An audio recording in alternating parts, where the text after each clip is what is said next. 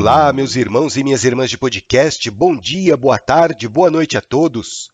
Estamos iniciando mais um episódio do Alma de Poeta para continuar aquele assunto que a gente começou a falar no episódio anterior sobre tipos de mediunidade. Meu nome é Evandro Tanaka, eu sou médium umbandista e nesse podcast a gente fala sobre Umbanda, espiritualidade, mediunidade e também sobre as poesias do Pai Antônio.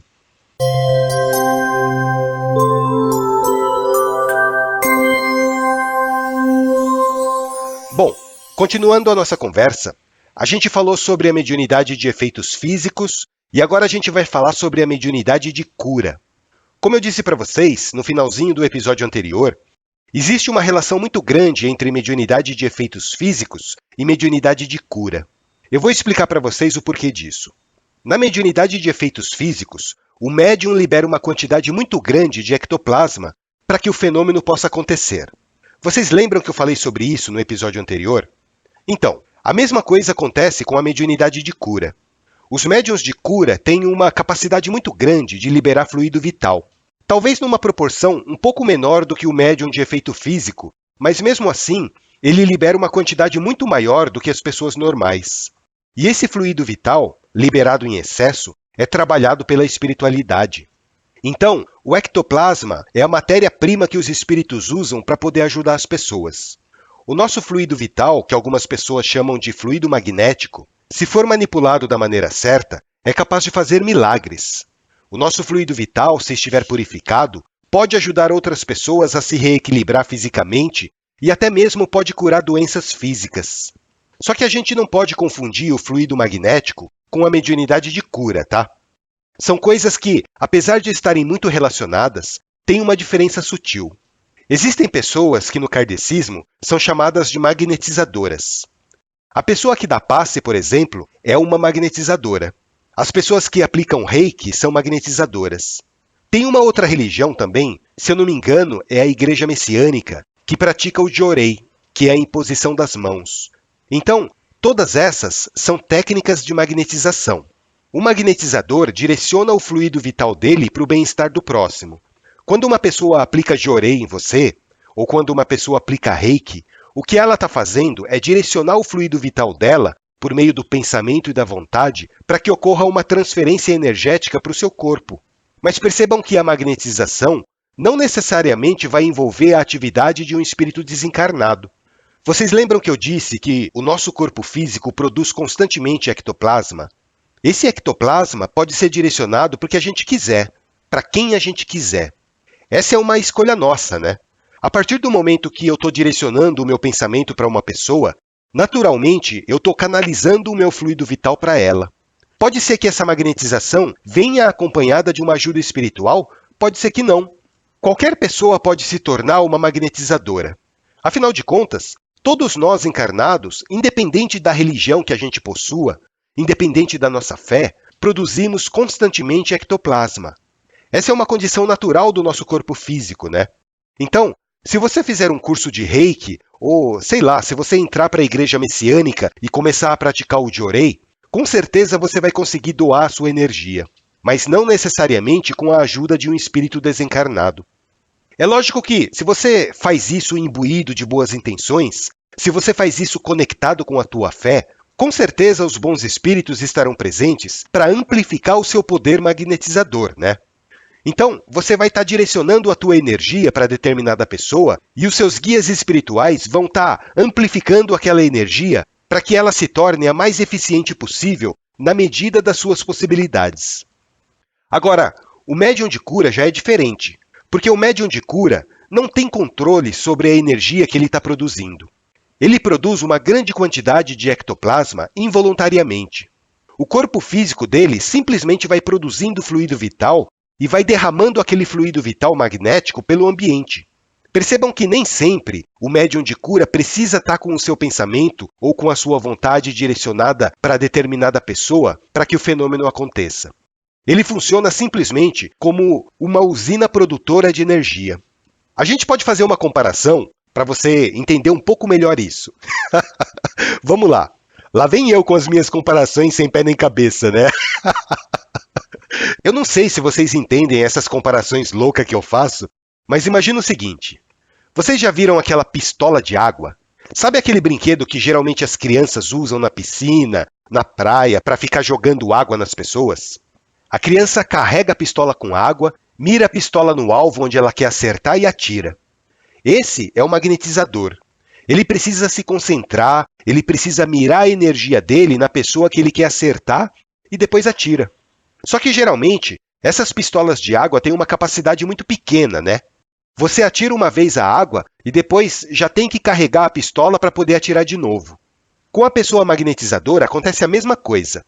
Geralmente ela produz uma quantidade muito pequena de energia e ela tem que direcionar essa energia, através da força de vontade dela, para poder transferir o fluido vital para quem ela deseja. Agora, o médium de cura já é diferente. O médium de cura não tem uma pistola de água. Ele tem uma mangueira. Ele tem uma mangueira que fica ligada o tempo todo. E muitas vezes, ele não tem nem ideia de que a torneira está aberta e está jorrando água. Vocês já viram aquela mangueira no jardim que quando você abre a torneira e começa a jorrar um jato forte de água, ela fica chicoteando de um lado para o outro e acaba molhando tudo? Então, esse é o médium de cura. Ele vai jogando o fluido vital dele para todo lado. O médium de cura não se preocupa muito em canalizar aquela energia que ele produz, porque ele já nasceu com essa capacidade, né? Para ele é uma coisa natural. Daí o que acontece? Vem um espírito desencarnado, que geralmente é o seu guia espiritual, vê aquela mangueira aberta, ricocheteando para todo lado, desperdiçando água, molhando tudo. Daí ele corre lá, pega a mangueira e direciona ela para o lugar certo, para o lugar onde realmente precisa ser molhado. Quando o médium de cura começa a fazer o desenvolvimento mediúnico, quando ele começa a trabalhar a sua mediunidade, ele está fazendo exatamente isso. Ele está dando condições para que o seu guia espiritual, para que o seu mentor possa direcionar aquele jato magnético que flui constantemente do seu corpo de uma maneira eficiente para ajudar as pessoas. Eu não sei se vocês conseguiram entender essa comparação doida da minha cabeça, mas é assim que eu vejo o magnetizador e o médium de cura. A matéria-prima vai ser a mesma, né? Vai ser sempre o ectoplasma. O que vai variar é a intensidade do jato fluídico que vai sair do aparelho. O magnetizador joga aquele pouquinho de energia direcionado pela sua vontade. E o médium de cura é aquela mangueira endoidecida que vai jogando fluido vital para todo lado. Só que o magnetizador pode aumentar a capacidade de transferência fluídica que ele desenvolveu, só que para isso ele precisa do concurso dos espíritos. Chega um espírito desencarnado e fala para ele assim: "Nossa, magnetizador, você tem uma pistola d'água tão pequenininha, né? Atira pouca água. Você não quer a minha pistola emprestada? Porque a minha pistola é maior, você vai conseguir atirar uma quantidade muito maior de água." E se o magnetizador aceitar o que a entidade está oferecendo, ele vai ver que a capacidade de doação fluídica que ele tem vai aumentar muito. Só que para isso, ele tem que manter a amizade com aquele espírito que emprestou a pistola para ele. Senão o espírito vai falar assim: "Ah, você não quer brincar comigo? Eu vou embora, devolve a minha pistola." Vocês entendem? Então, não importa o tipo de magnetização que você faz. Não importa se é jorei, se é reiki, se é passe. Para que a qualidade do seu trabalho seja boa, para que você possa intensificar a sua canalização fluídica, é necessário que você estreite relações de amizade com os bons espíritos. E você só vai conseguir fazer isso por meio de preces, de boas intenções, exercendo sempre um trabalho caritativo com amor. Só assim, aquele bom espírito que emprestou a pistola para você vai continuar te ajudando. Mas vamos lá, continuando a falar sobre a mediunidade de cura, agora tendo um olhar um pouco mais umbandista sobre a coisa. Normalmente, os médiuns de cura na Umbanda têm uma ligação muito forte com o orixá Obaluayê, ou Omulu, como vocês preferirem. Porque Obaluayê é a força de Deus que traz a doença, mas que também traz a cura. Então, os médiuns que trabalham na força de Obaluayê têm muito essa capacidade de doar energia para curar as pessoas. Porque o médium de Obaluayê é aquele médium que produz uma quantidade muito grande de ectoplasma. Só que o filho ou a filha de Obaluayê tem que tomar muito cuidado, né? Porque da mesma maneira que ele tem uma capacidade de doação fluídico-energética muito grande, ele também tem uma capacidade muito grande para se desequilibrar. Os filhos e as filhas de Obaluayê precisam tomar muito cuidado em manter uma rotina de vida saudável. Saudável que eu digo é de se alimentar bem, de dormir bem, de ter muito contato com a terra, com a natureza.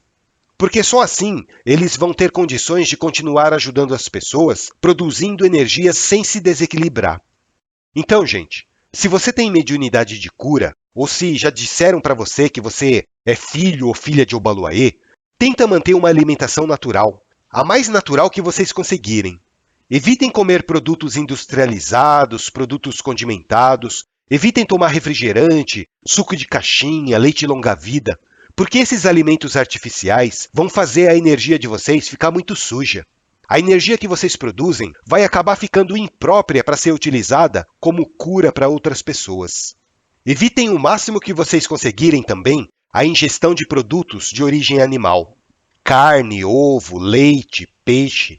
Deem preferência para aqueles alimentos que vêm da terra. Pode ser batata, beterraba, cenoura, mandioca, mandioquinha, raízes. Sabe aqueles alimentos que crescem debaixo da terra? Isso vai ajudar muito na recomposição energética de vocês. Afinal de contas, vocês são filhos de Obaluayê, né? E Obaluayê é o Senhor da Terra. Bom, eu não vou falar para vocês eliminarem completamente o consumo de carnes, de ovo, de leite, porque senão eu vou acabar arrumando encrenca com um monte de nutricionistas por aí, né? Mas é muito importante para vocês que são médiuns de cura que diminuam a ingestão desses alimentos para o mínimo indispensável para vocês absorverem a quantidade certa de nutrientes, sem praticar qualquer tipo de excesso. E no dia da gira, no dia da sessão mediúnica, daí sim vocês tiram completamente a alimentação animal, mas apenas como um preceito para aquele trabalho que vai ser feito. E é muito importante, gente, que os médiuns de cura também bebam muita água mineral. Ou então, água de poço artesiano, água de mina. Sabe essa água que brota da terra? Ela é essencial para a limpeza do seu corpo. Porque a água, além de fazer a limpeza, também é um excelente condutor de energia, né?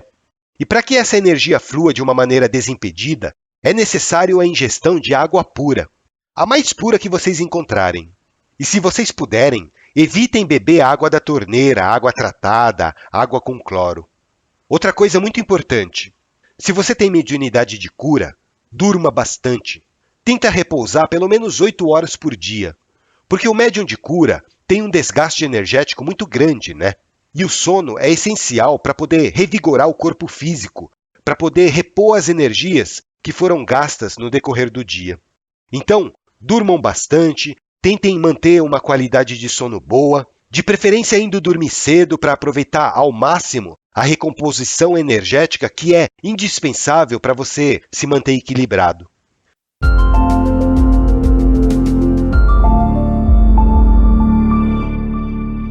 Sempre que eu falo de mediunidade de cura, eu lembro de uma passagem da vida do Chico Xavier. Vocês podem até estranhar eu, como um bandista, falando tanto sobre o Chico Xavier, né? Mas é porque a vida do Chico Xavier foi um verdadeiro exemplo para mim, sabe? Se tem uma pessoa que eu admiro nessa vida, é ele. E teve uma época da vida do Chico que ele começou a participar de sessões de materialização e efeitos físicos com um médium famoso na época, chamado Francisco Peixoto Lins. Esse médium era mais conhecido como Peixotinho. Se vocês procurarem na internet, vocês vão ver vários relatos da vida de Peixotinho. Se não me engano, tem até um documentário sobre a vida dele. E quando o Chico Xavier se encontrava com o Peixotinho, aconteciam materializações fantásticas de espíritos. Porque o Peixotinho era um médium de efeitos físicos sensacional, sabe? E eu lembro de um dos relatos da vida do Chico, que eles estavam fazendo uma sessão mediúnica de materialização, quando de repente materializou o espírito do Emmanuel. E o Emmanuel, para quem não sabe, era o mentor espiritual do Chico Xavier. E ele veio meio bravo, né? Falando para eles pararem com aquela palhaçada de ficar materializando espíritos. E daí eles perguntaram para o Emmanuel por qual motivo eles deveriam parar de fazer aquilo. E o Emmanuel acabou explicando, né, que para que ocorresse o fenômeno da materialização dos espíritos, era necessário uma quantidade muito grande de ectoplasma. Só que esse ectoplasma, na verdade, estava sendo utilizado apenas para o deleite das pessoas presentes. O Emmanuel disse que esse ectoplasma poderia ser muito melhor empregado se fosse utilizado para cura. Eu sei que, daquele dia em diante, o Chico parou de frequentar as sessões de materialização. Para vocês verem, né, gente, que o ectoplasma tem muitas finalidades. Ele pode ser usado tanto para materialização, para produzir efeitos físicos, como também pode ser usado pela espiritualidade para fazer remédio, para produzir cura. Se vocês forem num centro kardecista, vocês vão perceber que muitas casas oferecem água fluidificada para as pessoas. Essa água nada mais é do que um composto misturado com um ectoplasma que foi colhido no ambiente e que a espiritualidade transformou em remédio. Vocês podem reparar que hoje em dia não existe muito mais esse negócio de materialização de espírito, porque a espiritualidade de luz prefere usar o ectoplasma dos encarnados para uma finalidade mais nobre, que é produzir cura, que é produzir bem-estar. Então, gente, só para resumir o episódio aqui, a mediunidade de cura acontece, mas sempre com a colaboração de espíritos desencarnados que direcionam o fluido vital do médium para quem precisa. E o magnetismo é aquele mesmo fluido vital, mas que está sendo direcionado pela própria pessoa, não necessariamente com o concurso dos espíritos. Se o magnetismo for trabalhado apenas pelo magnetizador, o jato fluídico vai sair numa quantidade muito menor. Mas se o magnetizador elevar o seu pensamento, pedindo ajuda dos bons espíritos, existe a possibilidade de que aquele fluido magnético fique muito mais intensificado. E disso a gente conclui que, se você faz um tratamento de reiki, ou de passe, ou de jorei, existe a necessidade de que haja um tratamento mais ou menos prolongado, né? Justamente por causa da limitação energética que é caracterizada pela magnetização. Agora, se você vai num terreiro ou num centro espírita e existe nesse lugar médiuns de cura trabalhando, muito provavelmente o tratamento vai ser mais rápido, por causa da intensidade fluídica que é derramada no ambiente. Às vezes a pessoa vai uma única vez e já fica curada. Às vezes ela precisa ir em mais sessões, dependendo da capacidade mediúnica dos trabalhadores. Lembrando que, entre os médiuns de cura, a faculdade é espontânea. Muitas vezes, a pessoa nunca ouviu falar em magnetismo na vida dela e nem por isso ela deixa de produzir aquele fenômeno. Mas é sempre a intenção de um espírito desencarnado que caracteriza a mediunidade de cura. É por isso que os médiuns de cura sempre têm que estar conectados com o plano espiritual, seja por meio de preces, seja por meio de evocações. Mas assim, existe uma linha muito tênue entre aquela pessoa que nós chamamos de magnetizadora e aquela pessoa que nós chamamos de médium de cura. Porque a força magnética pertence ao ser humano, né? Mas essa força é aumentada pela ajuda dos espíritos a quem o magnetizador apela. Se você aplica um passe ou se você aplica um reiki para curar alguém, e você evoca um bom espírito que se interessa por você e que se interessa também pelo doente, esse espírito vai fazer aumentar muito a capacidade que você tem de doar os fluidos necessários, ou pelo menos ele vai conseguir direcionar melhor essa energia para fazer o que precisa ser feito. É o espírito desencarnado que vai depurar o teu ectoplasma, dando as qualidades necessárias que a outra pessoa está precisando. E assim, gente, tem magnetizador por aí que nem acredita em espíritos. Mas nem por isso os espíritos vão deixar de agir sobre ele. Se ele é uma pessoa boa, ele vai atrair bons espíritos para auxiliá-lo. E se ele é uma pessoa ruim, com certeza ele vai chamar os maus espíritos. É simples assim. E uma última coisa que eu queria falar para vocês é o seguinte. A mediunidade de cura é uma capacidade orgânica da pessoa. A pessoa já nasce com isso. O que ela vai fazer no decorrer da vida é trabalhar essa mediunidade para aprender a controlar melhor o direcionamento que ela dá para a sua energia. Agora, o magnetismo, esse sim pode ser desenvolvido, por ser uma habilidade natural de qualquer ser humano. Então, todo mundo pode se tornar um magnetizador em maior ou menor grau de eficiência, dependendo do seu comprometimento e dependendo do seu estudo. Tá certo, pessoal? Espero que vocês tenham gostado do episódio de hoje. Nós falamos um pouquinho sobre a mediunidade de cura. E no próximo episódio, a gente vai falar sobre médiuns clarividentes e médiuns clareaudientes. Quem são essas pessoas? O que elas fazem? Para que serve esse tipo de mediunidade? Nossa, eu me senti agora no Globo Repórter. Ficou interessado? Continua acompanhando os nossos episódios. Nós estamos presentes no Amazon Music, Google Podcast, Apple Podcast. Você também pode ouvir a gente pelo Deezer, pelo Spotify, YouTube. Ou, se você preferir, acessando diretamente o nosso site, almadepoeta.com.br. Lá no site vocês podem entrar em contato comigo, pode mandar mensagem, tirar dúvidas, dar sugestões. Eu fico sempre muito feliz de receber o feedback de vocês. Um grande abraço, meus irmãos, minhas irmãs de podcast. Fiquem com Deus, que o nosso Pai Oxalá abençoe a caminhada de vocês e até o nosso próximo encontro.